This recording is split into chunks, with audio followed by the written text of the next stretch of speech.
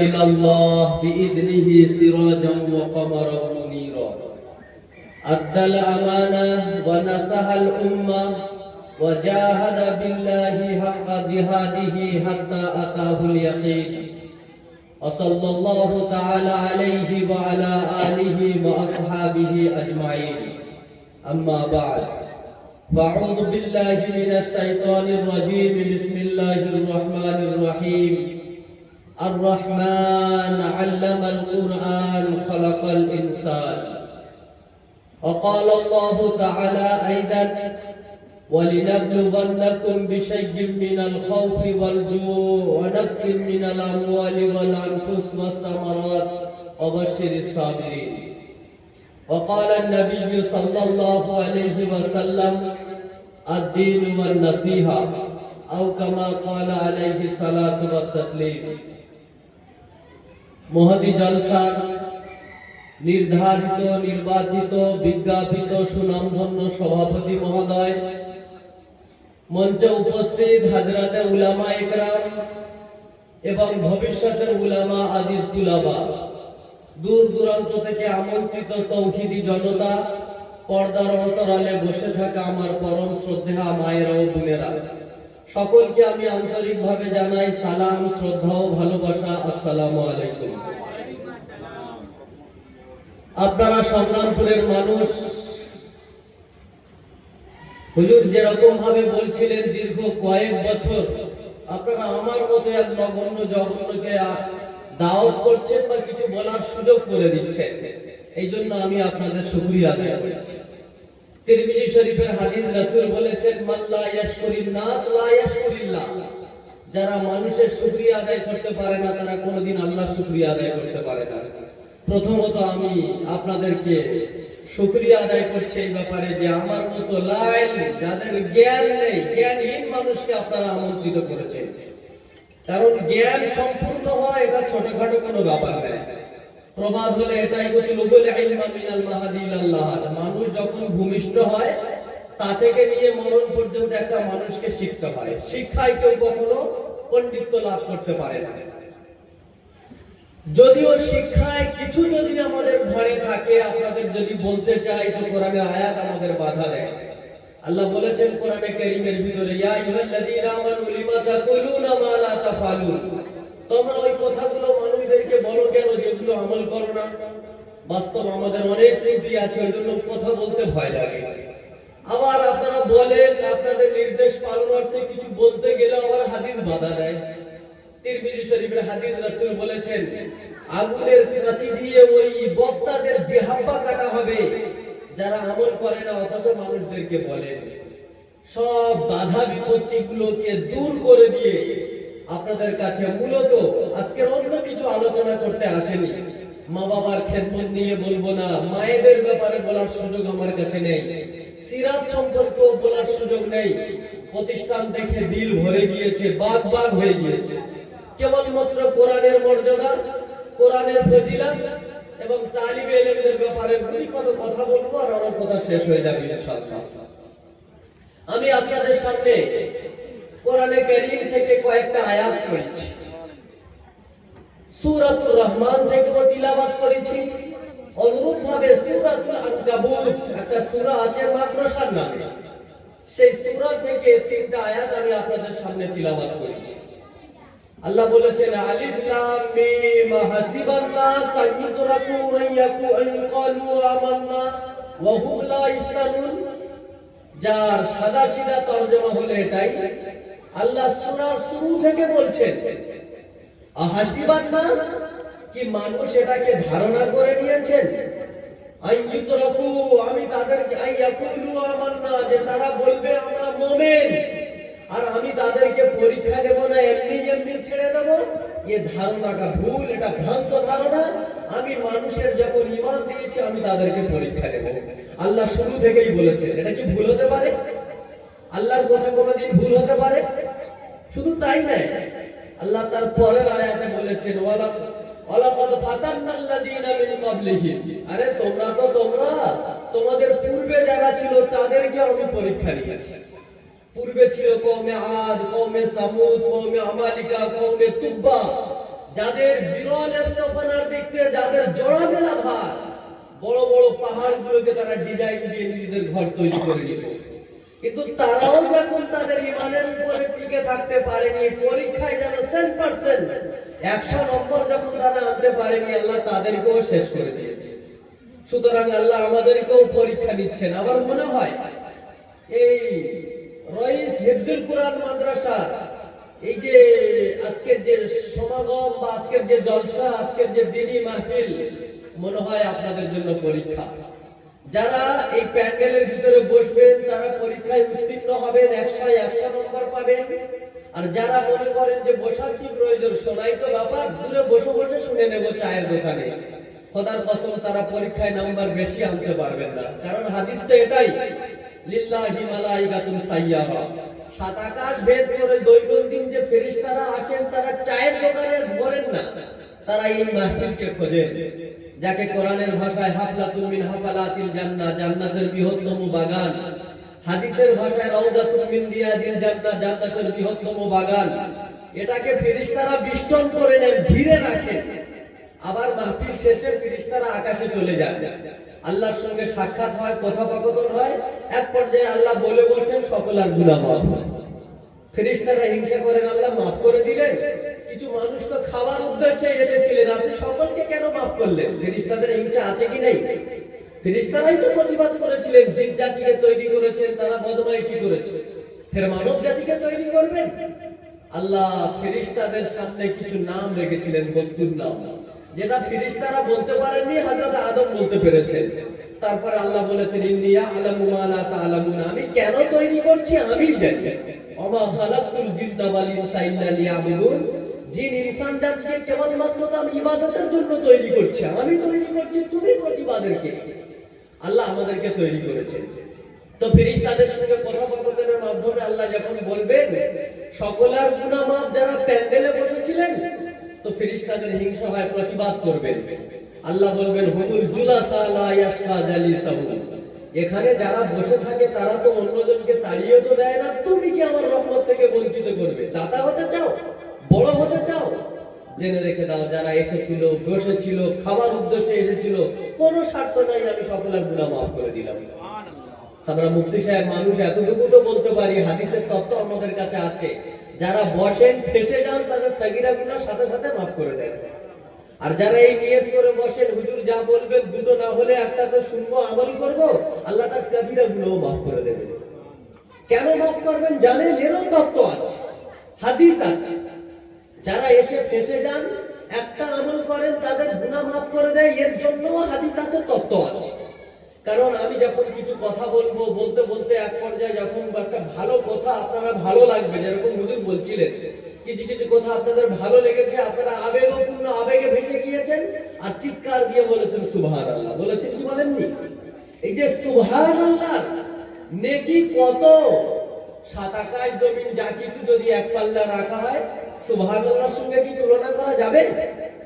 হযরত ইউসুফ আলাইহিস সালাতু ওয়াস সালামের মতো নবী, জালিলুল কদর আম্বিয়া, যার ভাইরা তাকে কূপেতে ফেলে দিয়েছিলেন, তারপরে যখন ওনাকে ওখান থেকে তুলে নিয়ে মিশরের বাজারে যখন দামে বিক্রি হলো, কিনেছেন তো কে? অত দামে কে কিনবেন? এত সুন্দর গোলামকে কে কিনবেন? মিশরের রাজা আজিজ কিনে ফেলেছেন।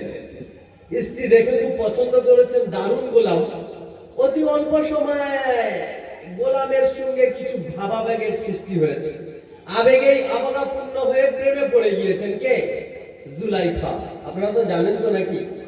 জুলাইখা যখন প্রেমে পড়ে গিয়েছেন, তারপরে যে কি ঘটনা ওটা পরের গল্প, আমি বলবো কখনো।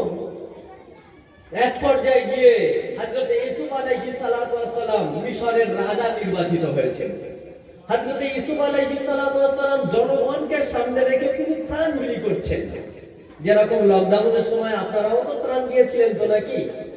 হযরত ইউসুফ আলাইহিস সালাতু ওয়াস সালাম ত্রাণ দিচ্ছেন, সমস্ত দুস্থ মানুষদেরকে কিছু কিছু করে খাদ্যদ্রব্য দিচ্ছেন, শস্য দিচ্ছেন, গম দিচ্ছেন, গাল্লা দিচ্ছেন।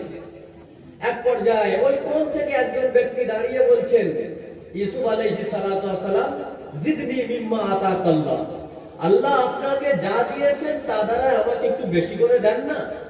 অর্থাৎ হযরত ইউসুফ আলাইহিস সালাতু ওয়াস সালাম প্রথমে 100 দিয়েছেন, 100 যার সোজা হিসাব 2 কেজি 270 গ্রামের একটু বেশি দেওয়ার পরে তিনি বললেন, ইয়া ইউসুফ জিদনি, ইউসুফ একটু আমাকে বাড়িয়ে দেবেন? হযরত ইউসুফ আলাইহিস সালাম বললেন, জিদহু, একে আরেকটু বাড়িয়ে দাও। তো আরেকটু বাড়িয়ে দিলেন, আরেক ছ দিয়েছেন। দেওয়ার পর ওই ব্যক্তি বলছেন, ইয়া ইউসুফ জিদনি, হুজুর আমাকে আরেকটু বাড়িয়ে দেন। হযরত ইউসুফ আলাইহিস সালাম বললেন, জিদহু, একে আরেকটু বাড়িয়ে দেন। দিতে দিতে 9 কেজি হয়ে গিয়েছে। তারপরে যখন বললেন, ইয়া ইউসুফ জিদনি মিম্মা আতাকাল্লাহ, আল্লাহ আপনাকে যে নিয়ামত দিয়েছেন এই নিয়ামত থেকে আরেকটু বাড়িয়ে দেন না। হযরত ইউসুফ আলাইহিস সালাম বললেন, ইয়া রাজুল, হে ব্যক্তি, মা ইসমুক, তোমার নাম কি? আমালা তারা, তুমি কি দেখতে পাচ্ছ না? আন-নাসু ফিল গারা, মানুষ তো এখন ক্ষুধার্তে ভুগছে, এখন অনাবৃষ্টি চলছে, দারিদ্র্য সীমার নিচে বসবাস করছে, আর তুমি বারংবার চাও। এমনিতে তোমাকে দিতে দিতে তো 9 কেজি দিয়ে দিয়েছি, এর বেশি যদি তোমাকে দিয়ে দিই তো আল্লাহ আমার তো গিরবান ধরবেন আর বলবেন কৈফিয়ত দেবেন। রাজা হয়েছিলে, একজনের বেশি দিয়েছো, অন্যকে কম দিয়েছো, আমাকে প্রতিবাদ করবেন, আমি কি উত্তর দেব? হযরত ইউসুফ আলাইহিস সালামকে প্রতি উত্তরে তিনি বললেন, ইয়া ইউসুফ লাউ আলিমতা মান আনা, ইউসুফ যদি আপনি জানতে পারতেন যে আমি কে, লাযাত্তানি, আপনি যা দিয়েছেন তো দিয়েছেন, এর অধিকও দিতেন। হযরত ইউসুফ আলাইহিস সালাম তখন ভাবলেন যে একটু জেনে নেওয়া দরকার একে। হযরত ইউসুফ বলছেন, মান আনতা, বলো তো তুমি কে? ওই ব্যক্তি তখন বলছেন, আনাল্লাযী শাহিদতু লাকা বিল বারা, আমি ওই ছোট্ট শিশু যখন ইউসুফ আলাইহিস সালাম তার মালিকানা, তার মালকিন অর্থাৎ জুলাইখা যখন ইউসুফের প্রেমে পড়ে গিয়েছিল, ইউসুফের রূপে যখন সে আসক্ত হয়ে গিয়েছিল, জুলাইখা বান্ধবীরা অপবাদ দিতে শুরু করেছিল, এক দাসের পিছনে তুমি আবার পড়ো নাকি? জুলাইখা তখন এটাকে প্রমাণ করানোর জন্য তার বান্ধবীদেরকে ডেকেছেন। যে সমস্ত বান্ধবীরা জুলাইখাকে অপবাদ দিয়েছিল আর বলেছিল একটা দাসের পিছনে গোলামের প্রেমে পড়ে নাকি আবার মানুষ, তো বান্ধবীদের হাতে লেবু দিয়ে আর বলেছিল একটু কেটে দেখাও তো। তারা ইউসুফ আলাইহিস সালামের সৌন্দর্য দেখতে দেরি, লেবু কাটা তো দূরের কথা, তারা হাত কেটে ফেলেছিল। তার মানে কি ইউসুফ আলাইহিস সালামের সৌন্দর্য তো ছিল তো নাকি ছিল না? এর চেয়ে সুন্দর কে ছিলেন আপনারা জানেন? মুহাম্মদুর রাসূল সাল্লাল্লাহু আলাইহি ওয়াসাল্লাম। কারণ মুহাম্মদুর রাসূলের চেয়েতে ইউসুফ আলাইহিস সালামের রূপ কি বেশি হতে পারে? হযরত আয়েশা রাদিয়াল্লাহু তাআলা আনহা কোন এক সময় বলছিলেন, হে মিশরের রাষ্ট্রপতি আজিজের স্ত্রী জুলাইখা, তোমার বান্ধবীরা ইউসুফের সৌন্দর্য দেখে তারা হাত কাটতে গিয়ে লেবু কেটেছিল। খোদার কসম, খোদার কসম, খোদার কসম, আমার কলিজার টুকরা মুহাম্মদুর রাসূলের চেহারার দিকে তারা যদি একবার তাকাতো, হাত কাটা তো দূরের কথা, কখন কলিজা কেটে থালিতে রাখতো তারা নিজেরাও ভাবতে পারতো না। এটা হলো মুহাম্মদুর রাসূলের সৌন্দর্য। হযরত জাবের রাদিয়াল্লাহু তাআলা তিনি বলছেন, আমি খোলা পূর্ণিমার রাত্র খোলা ছাদের তলায় বসে আছি, রাসূল করিম সাল্লাল্লাহু আলাইহি ওয়াসাল্লাম আমার সামনে দাঁড়িয়ে আছেন অথবা বসে আছেন। আমি বারংবার রাসূলের দিকে তাকাচ্ছিলাম, পূর্ণিমার চাঁদের দিকে তাকাচ্ছিলাম। সাহাবারা বললেন, জাবের কি দেখো? বারংবার রাসূলের দিকে, পূর্ণিমার চাঁদের দিকে। জাবের রাদিয়াল্লাহু তাআলা আনহু বললেন, আরা কামারাস সামা, আমি আকাশের চাঁদটাও দেখছি, ও আরা কামারাল আরদ, ও আরা কামারাল আরদ, আমি জমিনের চাঁদটাও দেখছি। সাহাবারা জিজ্ঞেস করলেন, কোন সিদ্ধান্তে পৌঁছালে? হযরত জাবের বলছেন, অফি কামারিস সামাই নুক্তা, আকাশের চাঁদে তো দাগ আছে কিন্তু আমার রাসূলের চাঁদে কোনো দাগ নেই, বলুন সুবহানাল্লাহ। এইজন্য কোরআনে কারীমের ভিতরে যদিও মানা এসেছে শের শায়রি করা যাবে না, কবিতা আবৃত্তি বেশি করা যাবে না, কারণ কোরআনে এসেছে আশ-শুআরাউ ইয়াত্তাবিউনাল গাবুন, যারা শায়ের তারা বেশিরভাগ পথভ্রষ্ট রাস্তা অবলম্বন করে। তারপরেও রাসূল করিম সাল্লাল্লাহু আলাইহি ওয়াসাল্লাম মিম্বরে বসে থাকতেন, আর হাসান বিন সাবিত রাদিয়াল্লাহু তাআলা আনহু তিনি আল্লাহর রাসূলের প্রশংসায় পঞ্চমুখ হয়ে তিনি কবিতাও পড়তেন। তিনি কবিতা পড়তে পড়তে এক পর্যায়ে বললেন, ওয়া আহসানা মিনকা লাম তারা কাত্তু আইনি ওয়া আজমালা মিনকা লাম তালিদিন নিসা, খুলিকতা মুবাররাআম মিন কুল্লি আইবিন কাআন্নাকা খুলিকতা কামা তাশা। হে রাসূল, ওয়া আহসানা মিনকা লাম তারা কাত্তু আইনি, আপনি তো অতই সুন্দর, আপনার সৌন্দর্য তো অতটাই, কোন চোখ তো এরকম সুন্দর কোনদিন দেখেনি, বলুন সুবহানাল্লাহ। আর দেখবেটা কি করে? ওয়াজমালা মিনকা লাম তালিদিন নিসা, আপনার চেয়ে তো সুন্দর তো কোনো মা তো জন্মই দেয়নি। খুলিকতা মুবাররাআম মিন কুল্লি আইবিন। আর আল্লাহকে আপনাকে তো আল্লাহ তৈরি করেছেন নিষ্কলঙ্ক নিষ্পাপ হিসাবে। কান্নাকা খুলিকতা কামা তাশা। আমার মনে হয় যে আল্লাহ আপনাকে তৈরি করেছেন আল্লাহর ইচ্ছায় নয়, বরং আপনি যেরকম চেয়েছেন তেমনটাই। বলুন সুবহানাল্লাহ। জিবরাইলের গঠন দিয়েছেন আল্লাহ নিজ ইচ্ছায়, মিকাইলের গঠন দিয়েছেন আল্লাহ নিজ ইচ্ছায়, ইসরাফিল থেকে নিয়ে যত নবী রাসূল পৃথিবীতে এসেছেন সকলের গঠন কাঠামো আপনার আমার সব আল্লাহ নিজ ইচ্ছায় দিয়েছেন, আমাদের কাছে পরামর্শ নেননি। কেবলমাত্র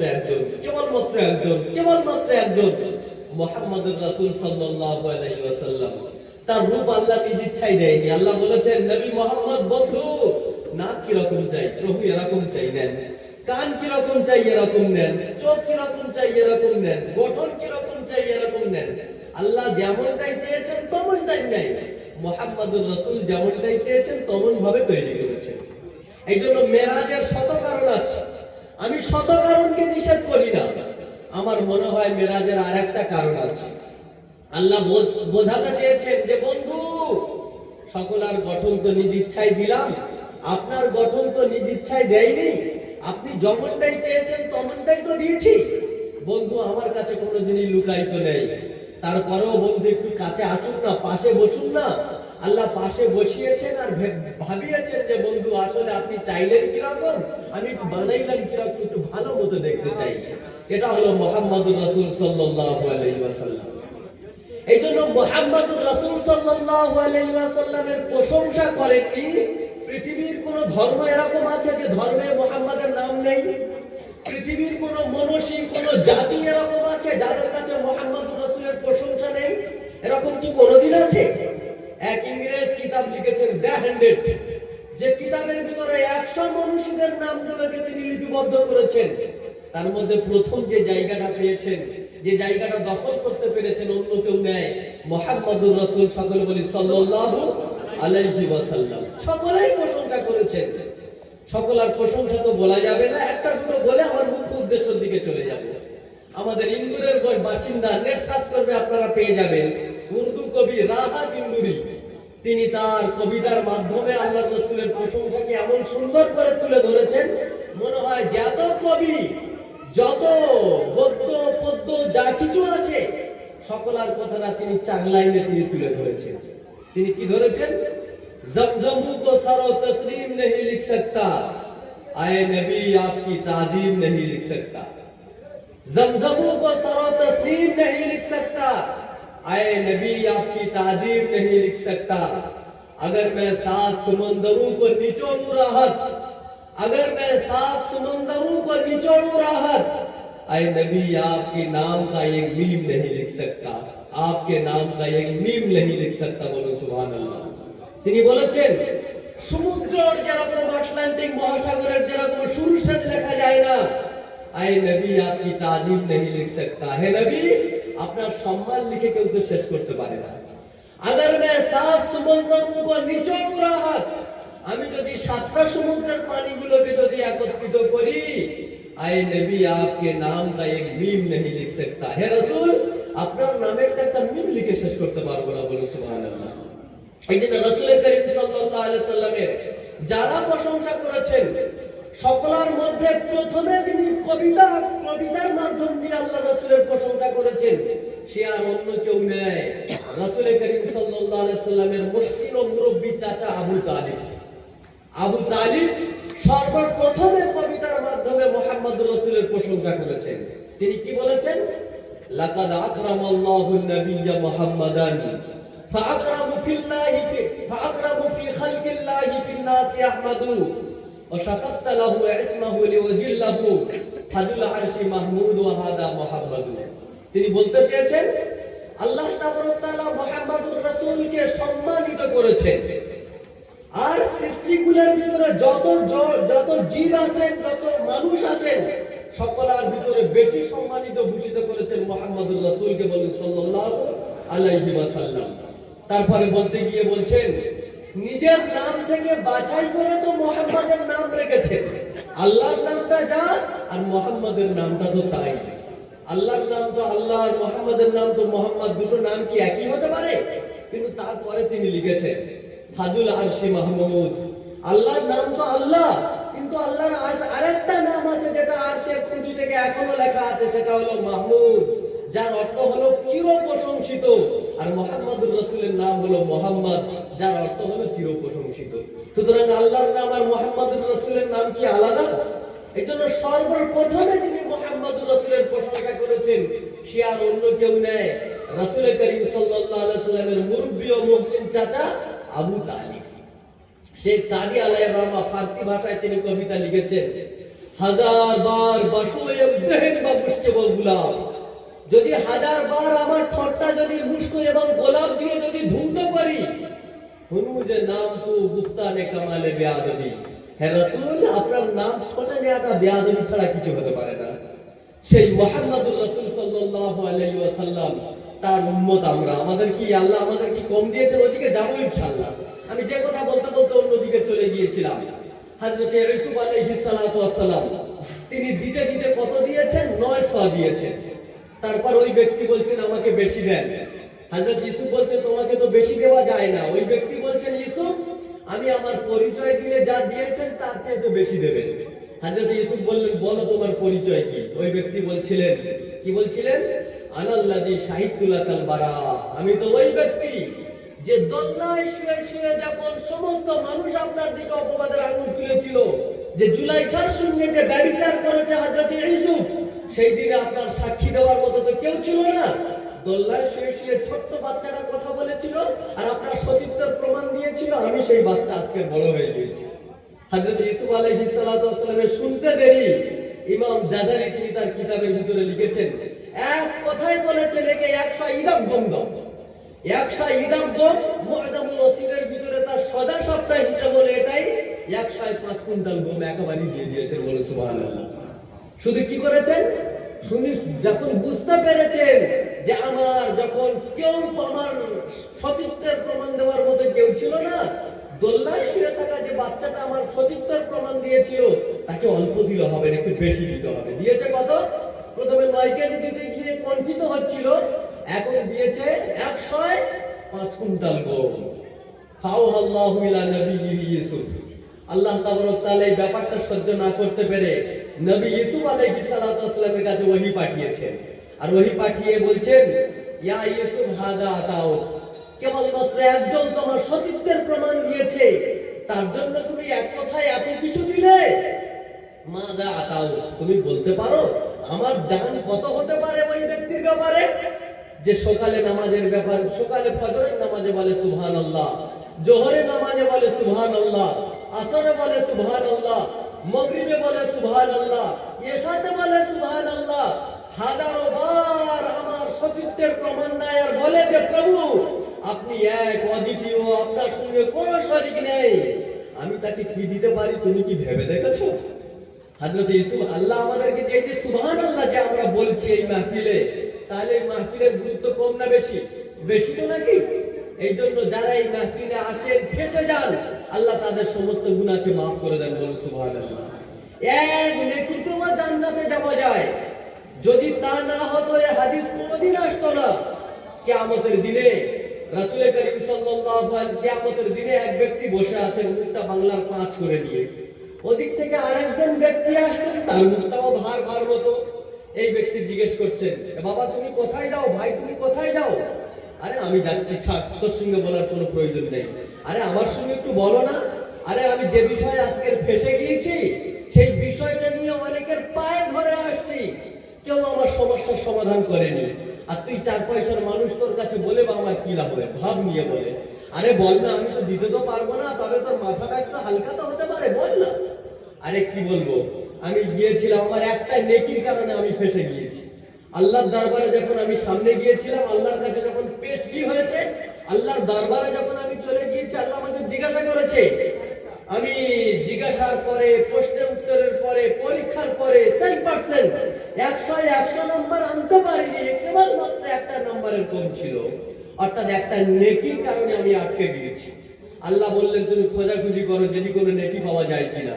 আমি মায়ের কাছে গিয়েছি, বলছি মা আপনি তো আমার সবকিছু ছিলেন, আমার বাঁচন মরণ তো আপনিই তো ছিলেন, একটা নেকি দেন না মা, আমি আটকে গিয়েছি, জান্নাতে যেতে পারছি না, আল্লাহ আমাকে আটকেই দিয়েছে। মা বলেন আমার কোনো সন্তান ছিল না দুনিয়াতে। আরে আমার সন্তান কি, আমি তো একাই তো। বাবার কাছে দৌড়ে গিয়েছি, বাবা আমি তো আপনার সন্তান ছিলাম, আমার জন্য তো আপনি উপার্জন করেছেন, অট্টালিকা করেছেন, ব্যবসা প্রতিষ্ঠান করেছেন, চুরি করতেও দ্বিধাবোধ করেননি, মিথ্যা কথা বলতেও দ্বিধাবোধ করেননি, লম্পট মানুষের রাহাজানি ডাকাতি করতেও তো দ্বিধাবোধ করেননি, লোকের চুরি ছাঁচড়ামো করে তো আমার জন্য সবকিছু করেছেন, আপত্তি নেই, একটা নেকি দেন না। আব্বা বলবেন আমার কোনো ছেলে সন্তান পৃথিবীতে ছিল না। স্ত্রীর কাছে দৌড়ে যাবেন যে স্ত্রী উপার্জন করে তো আমি তোমাকে তো খাইয়েছি, তোমার জন্য তো এত কিছু করেছি, কিছু কিন্তু দাও না, একটা নেকির জন্য আটকে গিয়েছি। স্ত্রী বলবেন আমার কোনো স্বামী ছিল না। আর এটাই কোরআন বলে ইয়াউমা ইয়াফিরুল মারউ মিন আখিহি ওয়া উম্মিহি ওয়া আবিহি ওয়া সাহিবাতিহি ওয়া বানিহি লিকুল্লি ইমরিইন মিনহুম ইয়াউমাইদিন শাআনুন ইউগনিহি। সেদিন কেউ কারণ হবে না, বাবাও বলবে ছেলে নেই, ছেলেও বলবে বাবা নেই, মাও বলবে সন্তান নেই, সন্তানও বলবে আমার কোনো মা নেই, স্বামী বলবে আমার স্ত্রী নেই, স্ত্রী বলবে আমার স্বামী নেই। আমি তাদেরকে পায়ে ধরে আসছি, কেউ কে একটা নেকি দেয়নি, আর তুই আমার ডাকিস তার মানে? আরে বল না, কেউ আমাকে দেয়নি একটা নেকি, জেব থেকে বার করে ওকে দিয়ে দিয়েছি, যাও চলে যাও আল্লাহর কাছে। একটা নেকি নিয়ে তার খুশির আর ঠিকানা নেই, দৌড়াতে দৌড়াতে চলে গিয়েছেন আল্লাহর কাছে। আল্লাহ দেখছেন একটু আগে তো মুখটা ভার মতো ছিল, এখন তো হাসি খুশি ভাব। আল্লাহ বলছেন কোত্থেকে আসো? প্রভু পেয়ে গিয়েছি, যে কারণে আপনার কাছে আটকে গিয়েছিলাম, একটা নেকি পেয়ে গিয়েছি, একটা নেকি। কোথায় পেয়েছো? ওই যে একজন ব্যক্তি, তার কাছে সে যখন যাচ্ছিলাম, আমার মুখটা ভার দেখে বারংবার প্রশ্ন করছিল, আমি তার কাছে বলতেও চাইনি, সেটা যখন বললাম হঠাৎ দেখি জেব থেকে একটা নেকি বার করে দিয়ে দিয়েছি। আল্লাহ বলবেন ডাকো ওকে। ওকেও যখন ডাকা হবে, জিজ্ঞাসা করা হবে তুমি কি ব্যাপার, ওকে নেকি দিয়েছো? হ্যাঁ প্রভু নেকি দিয়েছি। কেন দিয়েছো? প্রভু আমার কাছে তো কোনো নেকি ছিল না, কেবলমাত্র একটাই ছিল, আর ও 99টা নেকি নিয়ে যদি ফেসে যায়, তো আমি একটা নেকি নিয়ে কি জান্নাতে যেতে পারবো? বলি আমার হোক না হোক, ওর তো কিন্তু হোক, ওকে দিয়ে দিয়েছিলাম। আল্লাহ বলছে তুই আমার চেয়ে তো বেশি দাতা হতে চাস, আমার চেয়ে তো বেশি বেশি ভালোবাসতে চাস আমার উম্মতকে? তুই কি ভেবেছিস আমার চেয়ে? আমি তো 70টা মায়ের চেয়ে বেশি ভালোবাসি। এক কাজ কর, খুদ বিয়া দিয়ে আসে ইতিমা ওয়াদখুলা আল জান্নাহ, একে অপরের হাত ধরো আর দুজনে জান্নাতে চলে যাও, বলে সুবহানাল্লাহ। কেবলমাত্র একটা নেকি আর আল্লাহ জান্নাত দিয়েছে। এমনও তো প্রমাণ আছে কোনো নেকি নেই, শুধু আল্লাহর ভয়, শুধু আল্লাহর ভয়। বনি ইসরাইলের মিশকাত শরীফের হাদিস, একজন ব্যক্তি পাপ করতে করতে তার পাপ রাশি তো পাহাড় সমান, সে ভাবলো তো আল্লাহর কাছে তো আমি পার হতে পারবো না, আল্লাহ যদি আমাকে ধরে এতবার মারবেন, পৃথিবীর কোনো মানুষকে এরকম মারেনি। ছেলে সন্তানদেরকে ওসিয়াত করে গিয়েছেন, ছেলে সন্তান মরে যাওয়ার পরে এক কাজ করবে, আমার লাশটাকে তোমরা পোড়াবে, পোড়ানোর পরে হামাল দিস্তা এগুলোকে থেতু করবে, করার পরে দুইটা ভাগ করবে, একটাকে দেবে সমুদ্রেতে ভাসিয়ে আর একটা দেবে জঙ্গলে উড়িয়ে। আল্লাহ না জানে আমাকে ধরতে পারে, আল্লাহ ধরতে পারবেন কি পারবেন না? আল্লাহ সমস্ত জাররাত গুলো কুল ফায়াকুনের মাধ্যমে জড়ো করেছেন, করে বললেন তুমি এই অপরাধটা কেন করেছো, এত বড় জুরআত কেন দেখিয়েছো?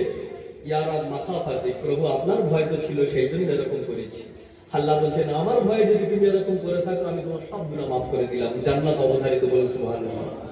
সারা জীবন ঠাকুরকে কোলে নিয়ে সালাম সালাম করে চিৎকার করতে করতে কেবলমাত্র জবান ফসকে গিয়ে সামাদ বলেছে, আল্লাহ তার পিছনের গুনাহ মাফ করে দিয়েছে। হযরত মুসা আলাইহিস সালাতু ওয়াস সালামের ব্যাপারে হাদিস পাওয়া যায়, বাইহাকী শরীফের ভিতরে হাদিস উল্লেখিত। মুসা আলাইহিস সালাতু ওয়াস সালামের যুগে একজন মানুষ ছিলেন, একেবারে পাপী, পাপ রাশি পাহাড় সমান। এলাকার মানুষ তাকে গ্রাম থেকে বহিষ্কার করেছে। এরকম মানুষ যদি আমাদের গ্রামে থাকে, হতে পারে ওর কারণে আমরাও আযাবে গ্রেফতার হয়ে যাব। যখন সকলে তাড়িয়ে দিয়েছে, কাছে ছিল কিছু পানি, কাছে ছিল কিছু শস্য, এই কটা নিয়ে এসে চলতে শুরু করেছে। এক পর্যায়ে খানাও শেষ, পানিও শেষ। সে ভাবলো মারা তো যাব, তবে মরার আগে একটু দেখি আমার কেউ হেল্প কেউ করে কিনা। ফানাদারা ইয়ামিনা ওয়া শিমালা, ডান দিকে তাকিয়েছেন, বাম দিকে তাকিয়েছেন, ওয়া আমামা ওয়া খালফা, সামনে তাকিয়েছেন, পিছনে তাকিয়েছেন, ওয়া তাহতা ওয়া ফাওকা, নিচের দিকে তাকিয়েছেন, উপরে। দেখছেন তো মরুভূমি জায়গা, কেউ তো নেই। চিন্তা করছেন যে আমি তো জাহান্নামে যাব, মরেই তো যাব, একটা চিৎকার দিয়ে দেখি, শুনেছি তো আল্লাহ 70টা মায়ের চেয়ে বেশি ভালোবাসে। একটাই চিৎকার, একটাই চিৎকার, একটাই চিৎকার দিয়েছেন। কি বলে জানেন? ইয়া মাল্লা তাদুরুহু যুনুব ওয়ালা তানকাতুহুল মাগফিরা, হে প্রভু আপনি হাজারো অপরাধীদেরকে যদি জাহান্নামে দেন আপনার রাজত্ব তো বাড়ে না। হাজারো গুনাহগারদেরকে যদি আপনি জান্নাতেও দেন আপনার রাজত্ব তো কমে না। তাহলে আমি তো একজন তো ব্যক্তি, আপনার কাছে আমার ডান দিকে বাম দিকে কেউ নেই, সামনে পিছনে কেউ নেই, আপনার কাছে তো হাতটা তুলেছি, প্রভু মাফ করে দেন না।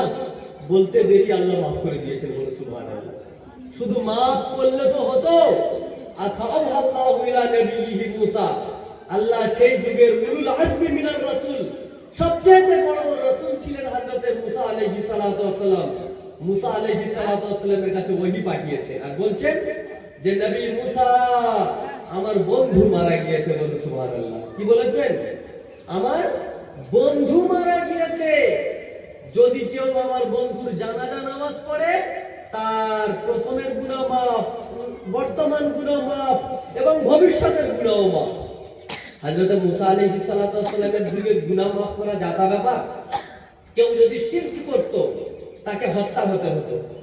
জামা কাপড়ে যদি নাপাক লাগতো, ধুইলে পাক হয় না, বরং সেটাকে কি করতে হতো? কেটে সেটাকে বাদ দিতে হতো। হযরত মুসা আলাইহিস সালাতু ওয়াস সালামের যুগে যাকাত ছিল 10%, আর সেটা আবার পাহাড়ের উপরে রাখতে হতো, উপর থেকে আগুন এসে জ্বালিয়ে দিত। আর আমাদের যুগের যাকাত হলো কত? 2.5%, সেটা ধনীদের থেকে নেওয়া হয় আর গরিবদের কাজে আছে। হযরত মুসা আলাইহিস সালাতু ওয়াস সালাম ঘোষণা দিলেন, দারুণ সুসংবাদ, জানাজা পড়লে ক্ষমা হয়ে যাবে। মানুষ জড়ো হয়ে গিয়েছিলেন, আপামর জনতা, দলমত নির্বিশেষে পুরুষ মহিলা সব জড়ো হয়ে গিয়েছেন। কেন জড়ো হয়েছেন? এক আল্লাহর বন্ধুর জানাজা হবে, সব গুনাহ মাফ। তারপরে যখন ওখানে উপস্থিত হয়েছেন, হয়ে যাওয়ার পরে দেখছেন এ তো সেই বাটপার, এ তো সেই চোর, এ তো সেই ডাকাত, যাকে 2 দিন আগে আমরা এলাকা থেকে বহিষ্কার করেছিলাম। এ আবার আল্লাহর বন্ধু কি করে হতে পারে? মুসা আলাইহিস সালাতু ওয়াস সালামকে বললেন যে নবী মুসা, ভুল বোঝাবুঝি হচ্ছে। আল্লাহর কাছে আবার ফের ওহী চাইলেন। আল্লাহর কাছে ওহী চাইলেন যে আল্লাহ, বনি ইসরাইল মানতে নারাজ, ভুল বোঝাবুঝি হচ্ছে, বলবেন সত্যতাটা কি? আল্লাহ বলছেন, নবী মুসা, তোমার উম্মতও ঠিক বলছে, তুমিও ঠিক বলছো, কিন্তু দেখো, যখন ওর ডান দিক বাম দিকে কেউ ছিল না, সামনে পিছনে, ও একটা চিৎকার দিয়েছিল। আর ও তো চিৎকার দিয়েছিল, কেউ তো ওর পাশে দাঁড়ায়নি, এলাকার মানুষকে দাঁড়িয়ে দিয়েছে। আমি গফফার, আমি সাত্তার, আমি রউফ, আমি করিম, আমি ফাআলুল লিমা ইউরিদ, যা চাই তাই হয়। আমি কি করে ওকে দুচ্ছা করতে পারি? শুনে রেখে দাও, আমি ওকে মাফ করে দিয়েছি। আর আমি ওর তো মাফ করেছি, ও নিজের জন্য কেঁদেছিল, ও যে পদ্ধতিমূলক ভাবে কেঁদেছিল, যদি ওই সময় সমস্ত পাপী-তাপী উম্মতের নাম একবারও নিত, আমি সকলকে মাফ করে দিতাম, বলে সুবহানাল্লাহ। কেবলমাত্র একটাই চিৎকার, আল্লাহ সমস্ত গুনাহকে মাফ করে দিয়েছে। রাসূল করিম সাল্লাল্লাহু আলাইহি সাল্লাম বক্তব্য দিচ্ছেন, একজন সাহাবী এসেছেন, মিসকাত শরীফের হাদিস, কাছে ছিল একটা চাদর, চাদরের ভিতরে কিছু পাখির বাচ্চার কিচিরমিচির। রাসূল করিম সাল্লাল্লাহু আলাইহি সাল্লাম বলছেন, তোমার চাদরের ভিতরে কি? ইয়া রাসূলুল্লাহ, পাখির বাচ্চা। পাখির বাচ্চা কেন ধরে এনেছো? ইয়া রাসূলুল্লাহ, একটা বাসায় ছিল তো মনে করলাম একটু ধরে নিয়ে চলে এসেছি, আমরা শিকারী মানুষ তো, শিকার করতে খুব ভালো লাগে, পাখির বাচ্চা নিয়ে চলে এসেছি। আচ্ছা, ওটাকে খুলে দাও। খোলা হলো, দেখা হলো ওর মাও ওর ভিতরে। রাসূল সাল্লাল্লাহু আলাইহি সাল্লাম বলছেন, তুমি পাখির বাচ্চা এনেছো, তো মা কোথা থেকে এলো? ইয়া রাসূলুল্লাহ, পাখির বাচ্চা তো নিয়েছিলাম, এর মা এসে দেখি মাথার উপরে চক্কর মারে, তো একটু বলি কাপড়টা খুলে দিয়ে দেখি, চাদরটা খুলে দিলাম, তো মাও বসে পড়েছে, তো আমি সবগুলোকে ধরে নিয়ে আপনার দরবারে চলে এসেছি। রাসূল সাল্লাল্লাহু আলাইহি সাল্লাম বলছেন, পাখির বাচ্চাটাকে খুলে দাও। খুলে দেওয়া হলো, মাও অস্বীকার হচ্ছিল যে বাচ্চাকে ছেড়ে সে চলে যাবে। রাসূল সাল্লাল্লাহু আলাইহি সাল্লাম বলছেন, তোমার কি ধারণা, এই মা বাচ্চাদের কি ভালোবাসে? রাসূল বললেন, অবশ্যই ভালোবাসে। সাহাবারা বললেন, রাসূল বললেন, শুধু ভালোবাসে না, আল্লাহ তাবারক তাআলা এই রকম 70টা মায়ের চেয়েও বেশি ভালোবাসে। রাসূল করিম সাল্লাল্লাহু আলাইহি সাল্লাম যাচ্ছেন জিহাদের জন্য। রাস্তায় দেখা কার সঙ্গে? রাস্তায় দেখা একজন মহিলার সঙ্গে, যে মহিলার চুলাতে জাল দিচ্ছিলেন।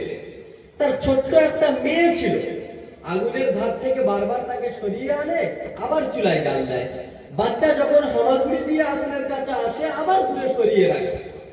যখন ওই মহিলার কাছে বার্তা গেল যে মুহাম্মদুর রাসূল সাহাবাদেরকে নিয়ে রাস্তা দিয়ে যাবেন, মহিলা দৌড়ে চলে গিয়েছেন। ইয়া রাসূলুল্লাহ, আনতাল্লাযী তাদঈ আন্নাকা মুহাম্মদ, আপনি নাকি দাবি করেন যে আপনি মুহাম্মদ, আপনি রাসূল?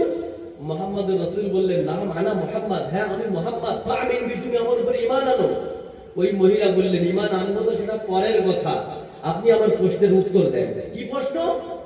আপনি তো বলেন, শুনেছি আপনি বলেন যে আল্লাহ 70টা মায়ের চেয়েতেও বেশি ভালোবাসে। যদি 70টা মায়ের চেয়েতে বেশি ভালোবাসে, আমি তো কখনো চাই না যে আমার এই ছোট্ট বাচ্চাটা আগুনে পড়ুক, এই জন্য বারবার আমি দূরে সরিয়ে দিই। তাহলে আল্লাহ কি করে তার বান্দাকে জাহান্নামে দেবেন? এই প্রশ্নের উত্তর দেন, তারপরে আপনি এখান থেকে যাবেন। মুহাম্মদুর রাসূল সাল্লাল্লাহু আলাইহি ওয়াসাল্লাম খাদ্য শুরু করেছেন, চোখের পানি দাড়ি মোবারক ভিজে যাচ্ছে। এক পর্যায়ে রাসূল করিম সাল্লাল্লাহু আলাইহি ওয়াসাল্লাম কাঁদতে কাঁদতে বললেন, আল মারিদুল মুতামাররিদ, আল্লাহ কখনো কাউকে জাহান্নামে দেবেন না, কিন্তু দেবেন কাদের?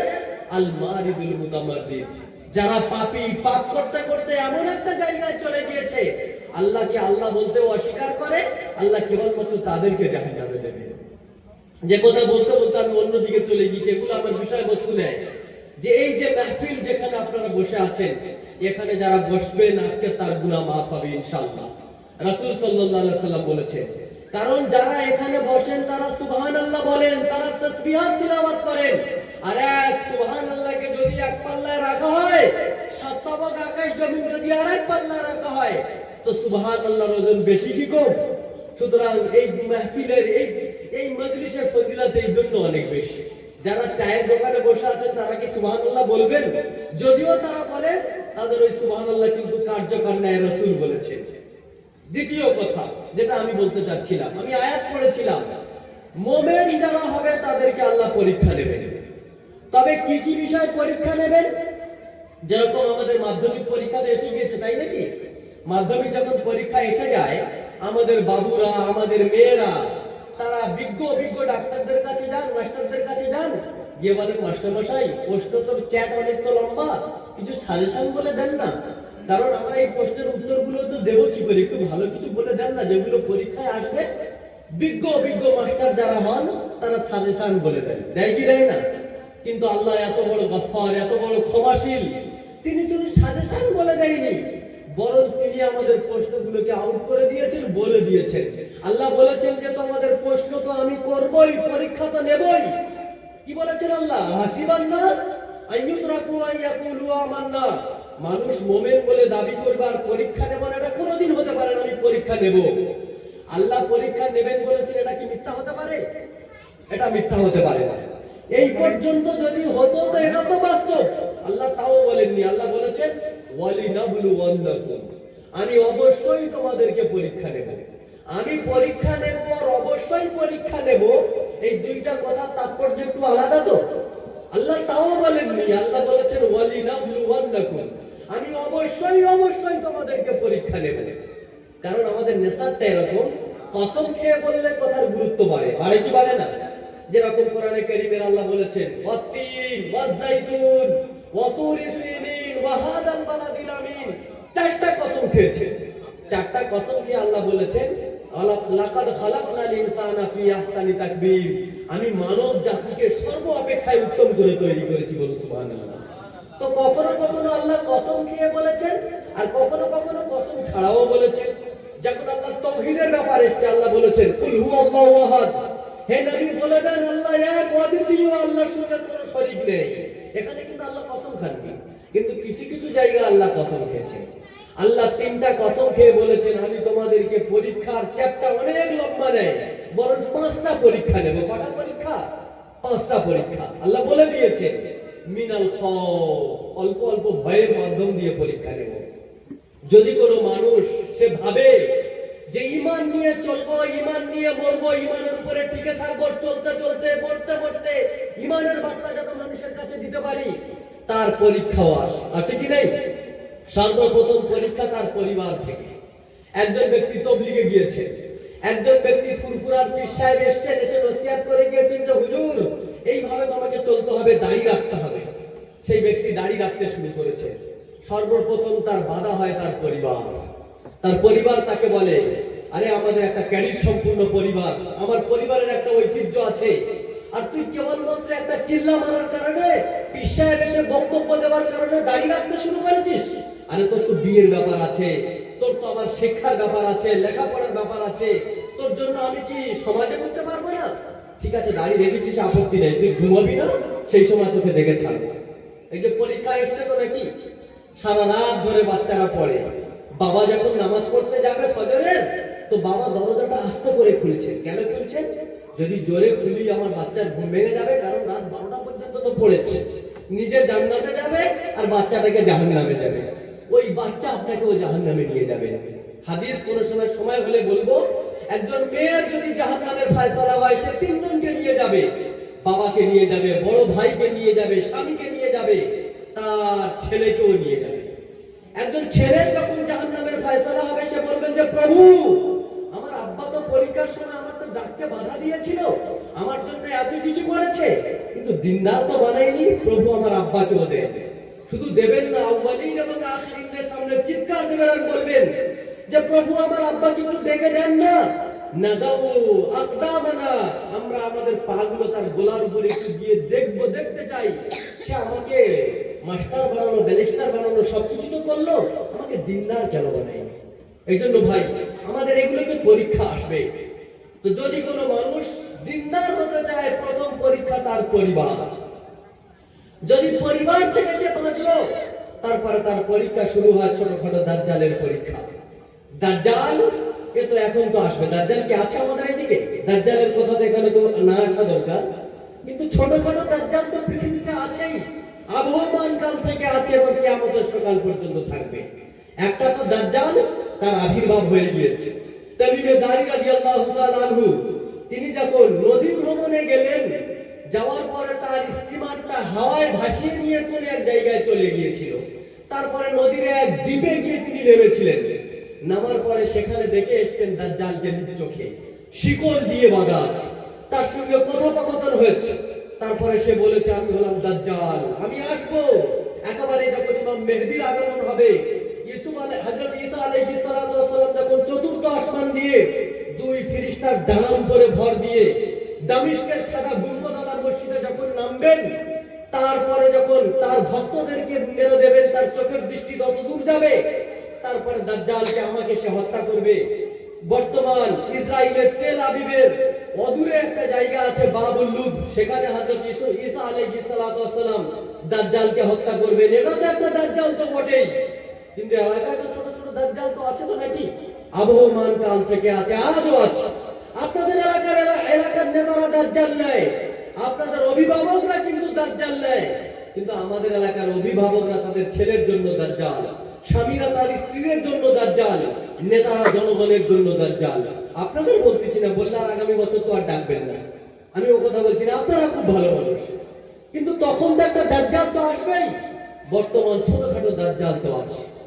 হযরত আব্দুল্লাহ ইবনে হুযাফা রাদিয়াল্লাহু তাআলা আনহু, হযরত ওমর ইবনুল খাত্তাব রাদিয়াল্লাহু তাআলা আনহুর যুগে তৎকালীন যে সুপার পাওয়ার ছিল, বর্তমান যে রাশিয়া আমেরিকা সুপার পাওয়ার তো নাকি, তৎকালীন ছিল রোম এবং পারস্য।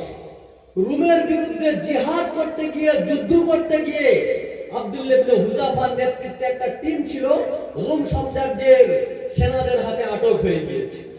রোম সাম্রাজ্যের সেনারা ধরে নিয়ে গিয়ে বাদশার কাছে নিয়ে গিয়েছে। যাওয়ার পরে বাদশা তাদেরকে এক জায়গায় জড়ো করলেন, করার পরে বাদশা এসছেন আর ভাবলেন এদের ঘাড় ধরলে মাথা পাওয়া যাবে, দেখা যাক এদের লিডারকে জেনে নেন। জিজ্ঞেস করলেন, তোমরা কি বলতে পারো তোমাদের লিডারকে? এক কোণ থেকে এক যুবক দাঁড়িয়ে গিয়েছে, বললেন, আমি এই কওমের লিডার বা আমির। কি নাম তোমার? আমার নাম হলো আব্দুল্লাহ বিন হুযাফা। মুস্কি হেসে দিয়েছেন বাদশা, দিয়ে বলছেন, এক কাজ করো, কাছে এসো, পাশে বসো, তোমার সঙ্গে কিছু কথা আছে। পাশে বসিয়ে বলছেন, শুনে রেখে দাও, এই যে খ্রিস্ট ধর্ম তুমি যদি গ্রহণ করো, ইসলাম ধর্মকে যদি তুমি ছেড়ে দাও, তাহলে তুমি আমার বন্ধু হয়ে যাবে, আমি তোমাকে ভালোবাসবো। আর আমি জানি এই খ্রিস্ট ধর্ম যদি তুমি গ্রহণ করো, তোমার আত্মীয় স্বজন পরিবার তোমাকে অনেক দূরে করে দেবে। দূরে করে দেবে এটা আপত্তি নেই, কারণ আমি তোমাকে ভালোবাসবো, আর আমার যত ধন সম্পত্তি আছে তোমার নামে অর্ধেক করে দেবো, আর আমার যে একটা রূপসী কন্যা আছে তার সঙ্গে তোমার বিবাহ দেব। এই বিশাল সাম্রাজ্যের অর্ধেক সম্পত্তির মালিক তুমি সাথে সাথে হয়ে যাবে। বলতে দেরি আব্দুল্লাহ ইবনে হুযাফা দাঁড়িয়ে গেলেন আর বললেন, তুমি বলো কি? আমার সবচেয়ে যে বড় সম্পদ ঈমান, ঈমান কি আপনি আমার চেয়ে লুটে নিতে চান? আর আমার কাছে সবচেয়ে যেটা খারাপ খ্রিস্ট ধর্ম, কুফর, সেটা আমার ভিতরে আপনি ঢোকাতে চান? শুনে রেখে দাও, হে রোমের কুকুর, তুমি তো তুমি, তোমার হাজারো সহচর্য দিয়ে এসে আমাকে বাধ্য করে খ্রিস্ট ধর্ম গ্রহণ করার ব্যাপারে, আমি আমার কোন সঙ্গীও আপনার খ্রিস্ট ধর্ম গ্রহণ করবে না। রোম সাম্রাজ্যের আমির বাদশা তখন ভাবলো, এ তো ভাঙে তো মস্কায় না, এ তো মস্কাবেও না, এক কাজ করা যায়। আমাকে এত বড় কথা বললো, বেডরুমে চলে গিয়েছে। লোকেদেরকে ডাকলেন, ডাক্তারদেরকেও ডাকলেন। ডাকার পরে বললেন, এক কাজ করো, একে এইভাবে শাস্তি দিলে হবে না, একে কষ্ট দেওয়া হবে, একে জেলে আবদ্ধ করো। তবে একে জেলে দেওয়ার পরে একে খাওয়াও দিবে না, পানিও দিবে না। ডাক্তারকে বলে দিল, যখন দেখবে যে মরবো অবস্থা, এইবারই মরেই যাবে, আমার কাছে বার্তাটা দিয়ে দেবে। যখন 20 দিন যাবত না খাদ্য না পানি, ডাক্তার নাকের কাছে তুলা ধরে দেখছেন যে এ তো মরবো অবস্থা, নিঃশ্বাস তো চলে না, দৌড়ে চলে গিয়েছেন বাদশার কাছে, যে বলছেন যে বাদশা, আব্দুল্লাহ ইবনে হুযাফা নেই, সে মরে যাবে, এক্ষুনি কোনো বন্দোবস্ত করতে হবে। বাদশা বললেন, ঠিক আছে, যাও ওর কাছে, খাদ্যও নিয়ে যাও, পানিও নিয়ে যাও। তবে খাদ্য যেটা নেবে সেটা নেবে শুকরের গোশত, আর পানিও যেটা নেবে সেটা মদ মিশানো পানি। আর ওকে জানিও দেবে যেটা শুকরের গোশত, মদ মিশানো পানি। আব্দুল্লাহ ইবনে হুযাফার কাছে গিয়ে বলছেন যে, আব্দুল্লাহ ইবনে হুযাফা, এখনই তোমাকে কিছু খেতে হবে, তা নাহলে তোমার জীবন বিপন্ন হয়ে যাবে। তবে শুনে রেখে দাও, খাদ্যও এনেছি, পানিও নিয়েছি। তবে পানি হলো মদ মিশানো পানি, আর খাদ্য হলো শুকরের গোশত। বলতে দেরি হযরত আব্দুল্লাহ ইবনে হুযাফা কোথা থেকে যে এত সঞ্চয় হলো, দাঁড়িয়ে গেলেন, আবারও চিৎকার। বাদশার কাছে দৌড়ে গিয়েছেন, বলছেন যে, বাদশা, একটু আগে মনে করছিলাম যে এখনই মারা যাবে, কিন্তু না জানি শুকরের গোশত শোনার পরে কোত্থেকে যে শক্তি সঞ্চয় করলো, সে দাঁড়িয়ে প্রতিবাদও করলো। বাদশা বলেন, এক কাজ করো, ওকে এইভাবেও হওয়া যাবে না। প্রথমে প্রলোভন দেখিয়েছে, হয়নি। জেলে কষ্ট দিয়েছে, হয়নি। হারাম খাওয়ার চেষ্টা করেছে, তাও হয়নি। কারণ বাদশা ছিল আহলে কিতাব, সে জানে না খাওয়ার জন্য দৈহিকভাবে তো দুর্বলতা এসছে। এইবারে যদি হারাম খাওয়াতে পারি, তাহলে কি আসবে? ইমানি দুর্বলতা তো আসবে। কিন্তু তারপরেও যখন হারাম খাননি, বাদশা ডাক দিয়েছেন, সকলকে জড়ো করেছেন, করার পরে বললেন, একটা কড়া থেকে তেল ঢালা হোক। কড়া থেকে তেল ঢালা হলো, সেই কড়ার ভিতরে বললেন, সকলকে জড়ো করার পরে জেল থেকে একজন মুসলমানকে এইদিকে বাহির করা হোক। মুসলমানকে এইদিকে বাহির করা হলো এবং তাকে নিয়ে ওই টকটকে তেলের উপরে ঢেলে দেওয়া হলো। অল্প সময় মুসলমান কয়েদির হাড্ডি আলাদা, মাংস আলাদা, তিনি মারা তো গেলেন। তারপরে বললেন, আব্দুল্লাহ ইবনে হুযাফা, এখনো চিন্তা করো, তোমার ওই পরিণতি হবে, আপত্তি নেই। আব্দুল্লাহ ইবনে হুযাফাকে যখন ডেকে নিয়ে যাওয়া হচ্ছে তেলে ফেলার জন্য, আব্দুল্লাহ ইবনে হুযাফা কাঁদতে শুরু করেছে। বাদশা বলেন, আব্দুল্লাহ ইবনে হুযাফা, কাঁদো কেন? জীবন বিপন্ন হবে, জীবনের ভয়ে তুমি কাঁদো? আব্দুল্লাহ ইবনে হুযাফা দাঁড়িয়ে গেলেন, বললেন, না বাদশা, না, জীবনের জন্য কাঁদি না। তাহলে তুমি কাঁদছো কেন? কাঁদি এই জন্য, হে আল্লাহ, আপনি তো আমার একটাই মাত্র জীবন দিয়েছেন, আপনি আমাকে শত জীবন দেননি কেন? একটা একটা করে যদি শত জীবন দিত, আপনার এই টকবকে তেলের ভিতরে শত জীবনকে আমি উৎসর্গ করতে পারতাম, আল্লাহর কাছে গিয়ে বলতে পারতাম যে, আল্লাহ, আমি আব্দুল্লাহ ইবনে হুযাফা একটা জীবন নয়, শত জীবনের প্রতিদানে আমি আল্লাহর পতাকা, দিনের পতাকাকে উত্তোলন করেছি, বলুন সুবহানাল্লাহ। বাদশা চিন্তা করলেন, একে এমনিও তো হবে না, একে আর একটা কঠোর শাস্তি দেওয়া হোক, একে মেরে ফেলা হোক। আবার বাদশা চিন্তা করলেন, মেরে ফেলাটা সবসময় জিতের কারণ নেই, মেরে ফেলেও মানুষকে অনেক সময় হারতে হয় কি হয় না? একজন মানুষ জিহাদ করতে গিয়েছে, জিহাদ করতে গিয়ে তিনি মারা গিয়েছেন, তিনি হেরে গিয়েছেন, বরং তিনি শহীদ হয়েছেন। সূরাতুল বুরুজ আপনারা জানেন, হাফেজে কোরআন যারা, তারা পড়েছেন।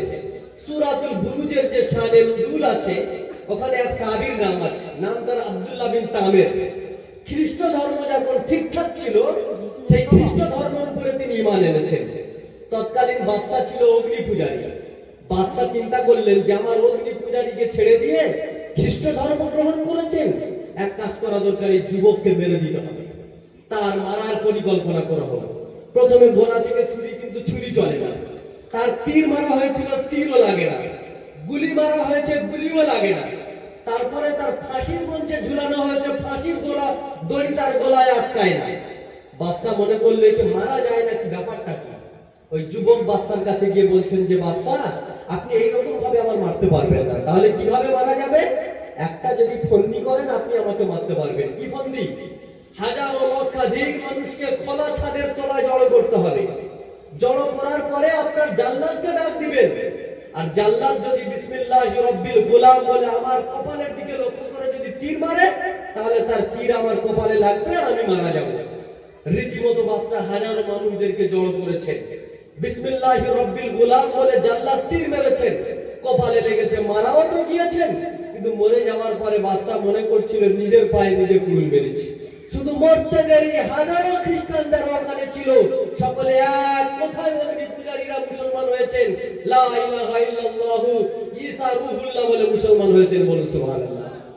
তো অনেক সময় মেরে দিলেও তো হারের কারণ নেই, এই জন্য বাদশা বললেন একে মেরে দেওয়া যাবে না, কারণ মেরে দিলেও তো জিতে যাবে। বাদশা বললেন এক কাজ করো, তুমি আরবের রীতিনীতি অনুযায়ী আমার কপালে একটা চুম্বন করো, আমি তোমার জীবন ভিক্ষা দেবো। বাদশার কাছে গিয়ে বললেন যে বাদশা, আমি যদি তোমার কপালে একটা চুম্বন করি তাহলে তুমি তো কাফের, কাফেরের কপালে তো চুম্বন দেওয়া যেতে পারে না, তবে আপনার কপালে চুম্বন দিতে পারি একটাই শর্ত। কি শর্ত? আমার জীবন ভিক্ষা দিতে হবে। আমার সহচর যারা যারা আপনার জেলে আটক সকলের জীবন ভিক্ষা দিতে হবে। বাদশা রাজিও হয়েছে, বাবা যে কোনো ভাবে বেঁচেই তো যাবো, ওর কাছ থেকে জিততেই তো হবে। তারপরে রাজি হলেন, আরবের রীতিনীতি অনুযায়ী কপালে চুম্বন করেছেন, জিতে গিয়েছেন, বলো সুবহানাল্লাহ। তো ঈমানের উপরে যদি কোনো মানুষ জমতে চায়, তার প্রথম পরীক্ষা হয় তার পরিবার। একটু আগে গেলে তার প্রথম কাজ, দ্বিতীয় পরীক্ষা হয় তার দাজ্জাল। এটা কালও ছিল, আজও আছে, একটাই পরীক্ষা। দ্বিতীয় পরীক্ষা আল্লাহ আমাদেরকে কি নেবেন? মিনাল জু, আল্লাহ ক্ষুধার্ত দিয়েও পরীক্ষা নেন। এই যে দারিদ্রতা বা ধন সম্পদ যা কিছু আমাদেরকে আল্লাহ দেন, সবকিছু কিন্তু আল্লাহর পক্ষ থেকে পরীক্ষা। অনেক মানুষ এরকম আছে যে আমরা গরিব, আমাদেরকে আল্লাহ ধন দেননি, মানে আল্লাহ আমাদেরকে কি করছেন? ভালোবাসেন না। আল্লাহ ওদেরকে অট্টালিকা দিয়েছেন, ওদেরকে অর্থ দিয়েছেন, মানে আল্লাহ ওদেরকে ভালোবাসেন। বাস্তবতা আল্লাহ আমাদেরকে ভালোবাসেন না। কারুনের নাম শুনেছেন আপনারা? কারুনের নাম শুনেছেন তো নাকি? হযরত মুসা আলাইহিস সালাতু ওয়াস সালামের খাজানচি উজির, তার কাছে ছিল কি? অঢেল সম্পদ। শুধু সম্পদ ছিল না, সেই সম্পদের চাবিগুলো যে বহন করত সেটা ছিল হাজারো উট। তৎকালীন সময়কার মানুষরা মনে করতেন যে আল্লাহ কারুনকে বেশি ভালোবাসেন, আল্লাহ আমাদেরকে ভালোবাসেন না। তারপরে মুসা আলাইহিস সালাতু ওয়াস সালাম যখন কারুনকে বললেন যে কারুন, তোমাকে যাকাত দিতে হবে। কি যাকাত? তোমার যে ধন সম্পদ আছে বাস্তব তো তোমার নেই, আসলে এর মালিক হলো আল্লাহ। তুমি কাজ করো, এর যাকাত দাও 10%। কারুন রেগে রাগান্বিত, রেগে যাওয়ার পরে সে চিৎকার দিল, তুমি বলো কি? আমার সম্পদ আমি লুট করেছি, চুরি করেছি, ডাকাতি করেছি, মিথ্যা বলেছি, আমি ধন সম্পদের পাহাড় তৈরি করেছি, আজকে তুমি বলে এটা আমার সম্পদ নেই?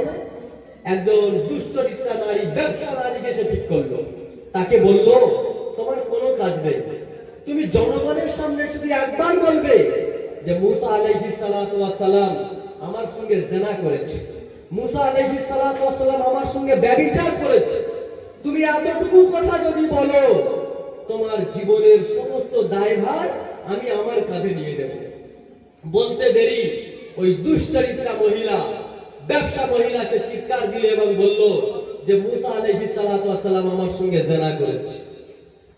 কোন নবীরা হযরতে দরুদ শরীফ পড়েনি সকলে একটু, আল্লাহুম্মা সাল্লি আলা সাইয়্যিদিনা মাওলানা মুহাম্মদ। কথা অল্প আলোচনা হবে, এদিক ওদিক ধ্যান দেবেন না। 12টা 16 কথা বেশি লম্বা হবে না। আমি আসলে কোরআনের ফজিলত অন্যদিকে চলে গিয়েছি, যেটা আমার বলার বিষয় না। আমি লিখে এনেছি কোরআন সম্পর্কে কিছু হাদিস বলার জন্য, সেই দিকে যাবো ইনশাআল্লাহ। যে কথা আমি বলছিলাম, কি বলছিলাম বলেন? আপনারা ভুলে গিয়েছেন নাকি? কারুনের যুগে যখন বনি ইসরাঈলরা নবীদেরকে হত্যা করেছে প্রমাণ আছে, কিন্তু বনি ইসরাঈল কোন নবীদের কলঙ্কিত করেছে তাদের চরিত্র নিয়ে, এটা কোনোদিন হয়নি। সেটা কেবলমাত্র একজন করেছে, সেটা হলো কারুন। আল্লাহ এই কঠোরতাটা আল্লাহ সহ্য করতে পারেননি। আল্লাহ জমিনকে বললেন ইকরাই কারুনা, ইকলাই কারুনা, হে জমিন তুমি কারুনকে গিলে ফেলো। হাদিস তাফসীর ইবনে কাসিরের ভিতরে এখনো লেখা আছে কারুন জমিনের ভিতরে ঢুকছে এবং কিয়ামতের সকাল পর্যন্ত সে ঢুকবে। তৎকালীন সময় যারা মনে করত যে আল্লাহ কারুনকে বেশি ভালোবাসে, তারা নিজেরাও ভাবতে শুরু করেছে বাস্তবতা না, আল্লাহ কারুনকে ভালোবাসেন না, বরং আল্লাহ আমাদেরকেও ভালোবাসেন। যে মুহাম্মদুর রাসূল সাল্লাল্লাহু আলাইহি ওয়াসাল্লাম, আমরা সকলে কি বলে আল্লাহর কাছে দোয়া করি? আল্লাহ আমাদের হাসর যেন নবীয়িন, সিদ্দিকিন, শুহাদা, সালিহিনদের সঙ্গে হয়। আর মুহাম্মদুর রাসূল বারংবার হাত তুলতেন আর দোয়া করতেন, হে আল্লাহ উহশুরনি ফি জুমারাতিল মাসাকিন। কিয়ামতের দিনে যখন হাজারো মানুষদেরকে আপনি উত্তোলন করবেন, তুলবেন, যেন কিয়ামতের দিনে যেন ফকির এবং মিসকিনদের সঙ্গে আমাকে ওঠানো হয়। বলে সুবহানাল্লাহ। রাসূল করিম সাল্লাল্লাহু আলাইহি ওয়াসাল্লাম বলেছেন, মিশকাত শরীফের হাদিস, বুখারীর হাদিস, গরীব মানুষ 500 বছর আগে জান্নাতে যাবে। আব্দুর রহমান বিন আওফ প্রতিবাদ করলেন, ইয়া রাসূলুল্লাহ, এটা কি করে হতে পারে? আমার অর্থ আপনি যা দিয়েছেন সবটা দ্বারা তো আমি তো যাকাত তো দিই, গরীবদেরকে পাশে দাঁড়াই, জিহাদে তো ব্যয় করি, মসজিদ মাদ্রাসায় তো ব্যয় করি, তাহলে আমি জান্নাতে যাব না তো যাব না কেন আপনি বলেন? রাসূল সাল্লাল্লাহু আলাইহি ওয়াসাল্লাম বললেন, তুমি যে সঠিক জায়গায় ব্যয় করেছো এর হিসাব দিতে গিয়ে 500 বছর লাগবে। আর যারা গরীব মানুষ, যাদের টাকা পয়সা নেই, খেটে খেত জন্মজুর, তারা জান্নাতে যাবে 500 বছর আগে। সুতরাং আল্লাহ গরীবদেরকে ভালোবাসেন কি বাসেন না? তো মিনাল জু, আল্লাহ দারিদ্রতা দিয়েও পরীক্ষা নেন। অনেক মিনাল আমওয়াল, ধন সম্পদ, ধন রাশিকে কমিয়ে দিয়েও আল্লাহ আমাদেরকে পরীক্ষা নেন। বড় পীর আব্দুল কাদের জিলানীর আপনারা কি নাম শুনেছেন? সিলসিলায়ে নকশবন্দির যদি এই টান দেওয়া হয় তো বড় পীর আব্দুল কাদের জিলানী ছাড়া এর কোনো অস্তিত্ব আসে না, কোনো সীমা হয় না। কারণ বড় পীর আব্দুল কাদের জিলানী, তার মাঝে তো অবশ্যই আসবে। বড় পীর আব্দুল কাদের জিলানী তিনি ব্যবসায়ী ছিলেন, ইম্পোর্ট এবং এক্সপোর্টের তিনি ব্যবসা করতেন। তিনি জাহাজ ভরা মাল পাঠিয়ে দিতেন অন্য দেশে, আবার অন্য দেশ থেকে মাল আসতো, সেটাকে তিনি বিক্রয় করতেন। বড় পীর আব্দুল কাদের জিলানীকে বলা হলো, হুজুর, আপনি যে জাহাজ ভরা মাল যে পাঠালেন বিদেশে, সেখানে যেতে যেতে সমুদ্রে ডুবে গিয়ে তার সব মাল ক্ষতি হয়ে গিয়েছে। বড় পীর আব্দুল কাদের জিলানী তিনি বললেন, আলহামদুলিল্লাহ। এখানে বলা কি দরকার ছিল বলেন? কি বলা দরকার ছিল? ইন্না লিল্লাহি ওয়া ইন্না ইলাইহি রাজিউন। ক্ষতি হয়ে গিয়েছে তো। তারপরে আরেকজন এসে বললেন যে, হুজুর, আপনি যে আরেকটা ইম্পোর্ট বা এক্সপোর্টের মাল পাঠিয়েছেন পাকিস্তানে, সেটা যে লাভে বিক্রি হওয়া দরকার ছিল তার 3 গুণ লাভে বিক্রি হয়েছে। বড় পীর আব্দুল কাদের জিলানী বললেন, আলহামদুলিল্লাহ। আবার আমার মতো এরকম বদমাইশ মুক্তিরাও ছিলেন, ডাইরেক্ট গিয়ে বললেন, হুজুর, আপনি কি বলেন? যেখানে লস হয়েছে আলহামদুলিল্লাহ, লাভ হয়েছে আলহামদুলিল্লাহ, আপনার মাথাটা কি ঠিক আছে? বড় পীর আব্দুল কাদের জিলানী বললেন, আমার সব মাথা ঠিক আছে। যখন শুনলাম যে লস হয়ে গিয়েছে, আমি আমার দিলকে দেখলাম যে দিলের ভিতরে কোনো কষ্ট হলো কিনা। দেখলাম, দিলকে জায়গা নিলাম যে আল্লাহর দিত মাল আল্লাহ নিয়ে নিয়েছে, আমার কোনো যায় আসে না, আমি আলহামদুলিল্লাহ বললাম। যখন দেখলাম যে অনেক লাভ হয়েছে, আমি দিলকে জায়গা নিলাম যে দিলের ভিতরে কোনো পরিবর্তন এসেছে কিনা। দিলকে দেখলাম যে কোনো পরিবর্তন আসেনি, তো আমি বললাম আলহামদুলিল্লাহ। এই জন্য ভালো মন্দ দারিদ্র যা কিছু হয় সবকিছু আল্লাহর পক্ষ থেকে হয়, এটাকে আমাদেরকে বিশ্বাস করতে হবে। করবো ইনশাআল্লাহ। সুতরাং আল্লাহ আমাদেরকে 5টা পরীক্ষা নেবেন, যেটা সূরা আনকাবুতের ভিতরে বলেছেন। কয়েকটা আমি বাদ রাখলাম, এর তাফসীর করতে গিয়ে আমার মুখ্য উদ্দেশ্য আমি বলতে পারবো না, কোনো সময় সুযোগ হলে আমি আপনাদেরকে বলবো। আল্লাহ আমাদেরকে পরীক্ষা নেবেন, আল্লাহ আমাদেরকে পরীক্ষা নেবেন, অবশ্যই অবশ্যই পরীক্ষা নেবেন। এই পরীক্ষায় যদি আমরা উত্তীর্ণ যদি হতে চাই, তাহলে আরেকটা পরীক্ষায় আমাদেরকে পাস করতে হবে, 100% নাম্বার আনতে হবে। সেটা হলো কোরআনের পরীক্ষা। কার পরীক্ষা? কোরআনের পরীক্ষা। কারণ সূরাতুর রহমানের যে আমি আয়াত পড়েছি, সেটা হলো এর প্রমাণ। আর রহমান আল্লামাল কুরআন, খালাকাল ইনসান আল্লামাহুল বায়ান। আল্লাহ বলছেন, অতি দয়াবান, যিনি কোরআন শিখিয়েছেন তারপরে মানুষ বানিয়েছেন। বাস্তবতা তো আমরা প্রথমে মানুষ, তারপরে তো কোরআন শিখি, কিন্তু ধারাবাহিকতার ব্যত্যয় আল্লাহ ঘটিয়ে বোঝাতে চেয়েছেন, যদি প্রকৃতপক্ষে কোনো মানুষ যদি মানুষ হতে চায়, কোনো মানব যদি মানব হতে চায়, মানুষত্ব যদি তার ভিতরে ঢোকাতে চায়, তাহলে তার ভিতরে থাকতে হবে কোরআনের শিক্ষা। জেনারেল শিক্ষা নেয়, বরং কোরআনের শিক্ষা থাকতে হবে। এই জন্য আমরা যদি ইতিহাস খুলি তো আমরা দেখতে পাই 800 বছর রাজত্ব করেছেন। তার মধ্যে একটা রাজা ছিলেন যার নাম বাদশাহ ঔরঙ্গজেব আলমগীর। অর্ধ শতাব্দী 50 বছর রাজত্ব করেছেন ভারতীয় উপমহাদেশে। শ্রীলঙ্কা ভারতের অংশ, মায়ানমার, চীন, ওদিকে আবার চীনের কিছু অংশ, পাকিস্তান, আফগানিস্তান সবকিছু ভারতের ভিতরে তিনি অর্ধ শতাব্দী রাজত্ব করেছেন। কিসের বলে? কোরআনের বলে। তিনি ছিলেন হাফেজে কোরআন। তার আব্বা শাহজাহান যখন ছেলেকে মাদ্রাসায় দিল্লির মৌলভীর কাছে ভর্তি করেছেন, ওয়ালাম ইয়াবলুগ উমরুহু সাবান, 7 বছরও বয়স হয়নি তিনি হাফেজে কোরআন হয়েছেন। যখন হাফেজে কোরআন হয়েছেন, শাহজাহানের বুকটা তো বাংলার বড় চাওড়া হয়ে গিয়েছে, বুকটা বাগ বাগ হয়ে গিয়েছে। বলেছেন এক কাজ করো, দৌড়ে যাও দাদাজি জাহাঙ্গীরের কাছে, গিয়ে সুসংবাদ দাও তুমি হাফেজে কোরআন হয়েছো।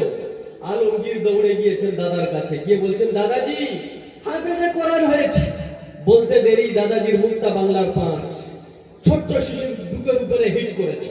আমি দাদাজির কাছে হাফেজে কোরআনের সুসংবাদ দিলাম, আর দাদাজি আমাকে বাহবা দিল না, দাদাজি আমাকে আলিঙ্গন করলো না, চুম্বন করলো না, গিফট দিল না। শাহজাহানের কাছে আসলেন। শাহজাহান বলছেন দাদাজির কাছে কিছু বলেছো? হ্যাঁ বলেছি। কি বলেছো? হাফেজে কোরআন। উপঢৌকন দিয়েছে না? তা তো দেয়নি। কেন? মুখটা কেমন করে যেন বসে আছে, মলিন করে। শাহজাহান রেগে গিয়েছেন, চলো আমার সঙ্গে। গিয়ে বলছেন আব্বুজি আপনার কাছে কি জেনারেল শিক্ষাটা অনেক বড়? কোরআনের শিক্ষার কোনো মানদণ্ড আপনার কাছে নেই? আলমগীর এসে আপনার কাছে সুসংবাদ দিয়েছে? হ্যাঁ দিয়েছে। কি দিয়েছে? সে হাফেজে কোরআন হয়েছে। আপনি তাকে কি উপঢৌকন দেননি? আরে আলমগীর হাফেজে কোরআন হয়েছে, তাতে আমার কি যায় আসে? কিয়ামতের দিনে যে নূরের টুপিটা যেটা উঠবে, আলমগীরের কারণে তোমার মাথায় উঠবে। আমি এত বড় অপদার্থ ছেলে জন্ম দিয়েছি শাহজাহান, যার কারণে তো আমার মাথায় নূরের টুপি তো উঠবে না। তাহলে আমি এতে হাসার কি আছে, খুশি হওয়ার কি আছে? বুঝতে পারেননি যে বাম হাতে এরকম ভাবে বাবাজি থাপ্পড় মারবেন। বর্ণনায় এটাও পাওয়া যায় শাহজাহান ও দিল্লির এক মৌলভীর কাছে ভর্তি হয়েছে। যখন জাহাঙ্গীর মনমর্ম অবস্থায় বিশাল পরিধি শাহজাহানকে বুঝিয়ে দেবেন, শাহজাহানকে আর খুঁজে পায় না। বারংবার ডাকার পরে যখন শাহজাহানকে খুঁজে পান না, এক পর্যায়ে রেগে গিয়েছেন, অপদার্থ ছেলে, মরণের সময় যেন আমার কবরে মাটিও না দেয়। আমি তার এত বড় পরিধি বুঝিয়ে দেব, আর সে আমার কাছে আসে না। শেষ পর্যায়ে শাহজাহান এসছে। বাবা বলছেন বের হয় ঘর থেকে। বাবা শুনুন, সেদিন যে আপনি বাম হাতে থাপ্পড় মেরেছিলেন, কোরআনের শিক্ষার কথা যে আপনি বলেছিলেন, সেদিন আমার ভিতরে একটা আগ্রহ জন্ম হয়েছিল যে আমার জন্য, আলমগীরের জন্য আমার মাথায় নূরের যেমন ভাবে টুপি উঠবে, আমি জানি এরকম কোন কাজ করতে পারি, আমার কারণে আমার বাবা জাহাঙ্গীরের মাথায় নূরের টুপি ওঠে। আমিও হাফেজে কোরআন হয়েছে, আপনি সুসংবাদ দেন আলমগীরের জন্য যেমন আমার মাথায় নূরের টুপি উঠবে, খোদার কসম আমার জন্য আপনার মাথায় নূরের টুপি উঠবে। বলে সুবহানাল্লাহ। তারা কোরআনের ভালোবাসতো, কোরআনকে তারা বুকের ভিতরে ধরে রেখেছিল, সেই জন্য তারা অর্ধ শতাব্দী রাজত্ব করেছে, তাদের কখনো এমপি তৈরি হয়নি। এই জন্য ভাই, জেনারেল শিক্ষাকে আমরা অস্বীকার করি না। জেনারেল শিক্ষায় শিক্ষিত আপনারা করুন আপনাদের পোলাদেরকে, আপনাদের বাচ্চাদেরকে। সাথে সাথে যেটা মানুষকে মানুষ বানায়, যে শিক্ষা মানুষত্ব ঢোকায়, সেটা হলো কোরআনের শিক্ষা। সেই শিক্ষার ভিতরে আমাদের আগ্রহ হতে হবে। হবো ইনশাআল্লাহ? কোরআনের শিক্ষা আমাদের ভিতরে ঢোকাবো ইনশাআল্লাহ। একটা ঘটনা বলি, আপনারা নাম শুনেছেন বাইজিদ বুস্তামি? সিলসিলায় নকশবন্দির ইনি একজন মহাপুরুষ, বাইজিদ বুস্তামি। বাইজিদ বুস্তামি তিনি, আল্লাহ তাকে স্বপ্ন দেখিয়েছেন যে বাইজিদ বসে থাকলে হবে না, আমি আল্লাহ তোমাকে স্বপ্ন দেখাচ্ছি, আমার জন্য তোমাকে কিছু করতে হবে। প্রভু কি করব? খ্রিস্টানদের মিলন মেলা, 5 লক্ষ খ্রিস্টান এক জায়গায় থাকবে, সেখানে তোমাকে জুব্বা পরে ঢুকে পড়তে হবে, ওদের ড্রেস পরে। প্রভু এটা কি করে সম্ভব? যদি ওদের ভিতরে ঢুকি, ওরা তো সাথে সাথে মেরে দেবে। আমি আল্লাহ প্রতিষ্ঠিত এক সরকারের বিরুদ্ধে ছেড়ে দিয়ে আমি আল্লাহ তো নিজে বসে থাকবো না, যাও আমি যা বলছি তুমি শোনো। বাইজিদ বুস্তামি ড্রেস পরে ঢুকে গিয়েছেন খ্রিস্টানদের মিলন মেলার ভিতরে। খ্রিস্টানের যে বড় পাদ্রী, বড় আলিম ছিল, তার চৌকি হেলতে শুরু করেছে। এক পর্যায়ে কিছু বলতেও পারছিলেন না। তখন জনগণ বললেন যে বড় পাদ্রী, বড় প্রুফ, আপনি বলেন না তো বলেন কেন, কিছু তো বলেন। বললেন আমি বলবো তো বলবো কি, এখানে একটা মোহাম্মদী বসে আছে। তখন জনগণ বললেন আপনি শুধু অনুমতি দেন, তার কল্লা নেব। আরে কল্লা নেওয়া তো বড় ব্যাপার, এ তো ছোট ব্যাপার নয়। এক কাজ করো, কল্লা নিতে হবে না, তাকে কাছে ডেকে আগে। কাছে ডাকার পর আমি তাকে 62টা প্রশ্ন করব। সে যদি 62টা প্রশ্নের উত্তর দেয় তো ঠিক আছে, যদি 62টা প্রশ্নের উত্তর না দিতে পেরেছে, তুমি তো তুমি, আমি নিজ হাতে তাকে কল্লা নেব। মোহাম্মদীকে ডাকার পরে 62টা প্রশ্ন করেছেন। 1 বলো যার 2 নেই, 2 বলো যার 3 নেই, 3 বলো যার 4 নেই, 5 বলো যার 6 নেই, 62টা প্রশ্ন। এমনকি প্রশ্নের ভিতরে এটাও ছিল কুকুর ঘেউ ঘেউ করে কি বলে। সে প্রশ্নের সবগুলো যখন উত্তর দিয়ে দিয়েছেন, দেওয়ার পরে বলছেন যে হুজুর, আমি তো সব প্রশ্নের উত্তর দিলাম, আমি কি একটা প্রশ্ন করতে পারি? আরে তুমি সব প্রশ্নের উত্তর তুমি দিয়েছো, তুমি একটা প্রশ্ন করবে না, তা করবে না কেন বলো?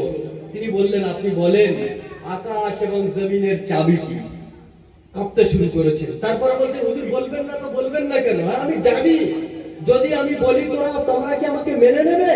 আরে আপনি যা বলেন আপনার জন্য আমার দিল আলোকিত হয়, সব মানিয়ে এটা মানতে পারবো না। শুনে রেখে দাও, আকাশ এবং জমিনের চাবি হলো লা ইলাহা ইল্লাল্লাহ মুহাম্মাদুর রাসূলুল্লাহ। বলতে দেরি 5 লক্ষ খ্রিস্টান পাদ্রী একসঙ্গে মুসলমান হয়েছেন, বলে সুবহানাল্লাহ। ছোট্ট শিশু, বেয়া মায়ের সন্তান, মা ছিল বেয়া। মা বললেন, কেউ কেউ বললেন যে তুমি তো পরের বাড়ি কাজ করে করে খাও, ছোট্ট শিশুটাকে যদি মাদ্রাসায় ভর্তি না করো তোমার ছেলে তো হারিয়ে যাবে, মৌলবীর কাছে একটু ভর্তি করো না। তৎকালীন সময় মৌলবীর কাছে ভর্তি করেছেন, করে বলছেন, হুজুর আপনার কাছে এটাকে ভর্তি করুন, আমার ছেলেটাকে মানুষ বানিয়ে দেবেন। আর শুনে রাখবেন, যতক্ষণ পর্যন্ত আমার ছেলেটা আপনার মতো মানুষ না হবে, আপনি আমার ছেলেকে ছুটি দেবেন না। 1 বছর, 2 বছর, 3 বছর, 4 বছর ছুটি দেননি। ছোট্ট শিশু গিয়ে বলছেন, হুজুর আমার মাকে একটু দেখতে যাব। সকলের মা তো আসে, সকলের মাকে তো দেখে, আমার মাকে তো দীর্ঘ 4 বছর দেখতে পাইনি, একটু ছুটি দেন না। তখন হুজুর বলছেন, তোমার মায়ের কাছে তো আমি প্রতিজ্ঞাবদ্ধ, আমি ছুটি দেব তো দেব কি করে? তোমার মা যদি আমার কাছে, তোমার মা তো বলে গিয়েছে আপনার মতো যতক্ষণ না হবে আপনি ছুটি দেবেন না, আমি তো ছুটি দিতে পারবো না। তবে আবার ছুটি না দিলে ছোট্ট শিশুর হৃদয়টা ভেঙে যায়।